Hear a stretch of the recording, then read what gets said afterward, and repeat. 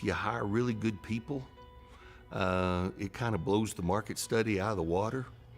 A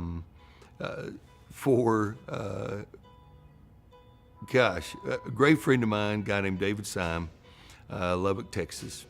David and I have known each other 25 plus years. And he was a totally different bank down in Lubbock.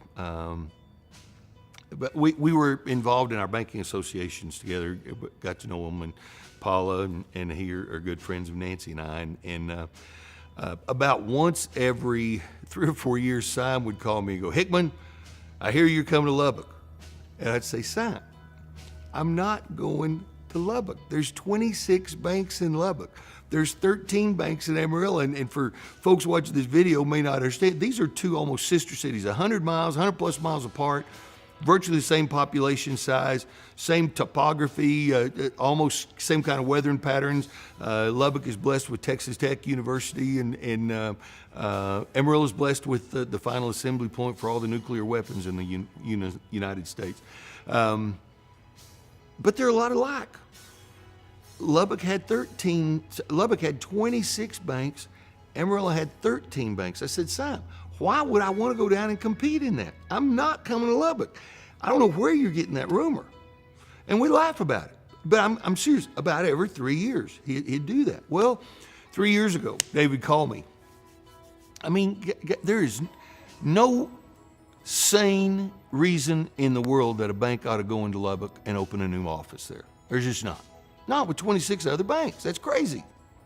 You do the market study and watch it come back saying, if you go to Lubbock, you're an idiot, okay? David Syme calls me 3 years ago and he says, "Hey, Pat, I'm retired. My non-compete is up in 2 weeks, and I'm thinking about starting another bank. I'm thinking about opening another bank. I just want to come visit with you. Get your ideas. You've done a lot of this. Plus, we haven't caught up in a while." So David came up to Amarillo, and we visited for 2 hours just about Red Raider football and his wife and my wife and kids and just all the fun stuff, industry junk.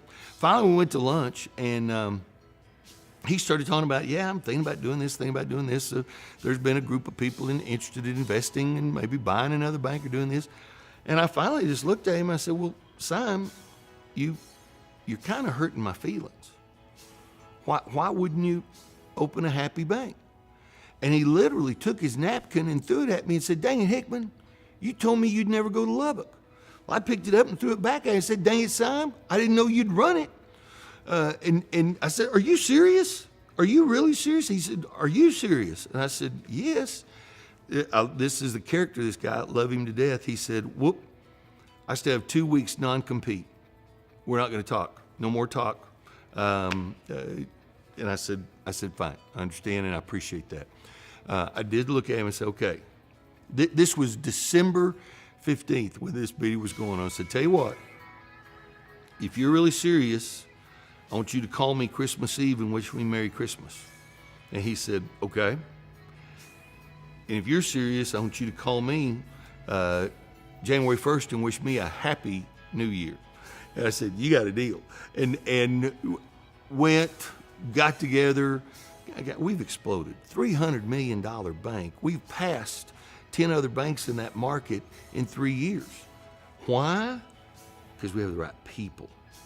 We got the right people who share the same values that we have. I don't need a market study. That market study would have told me, you're crazy.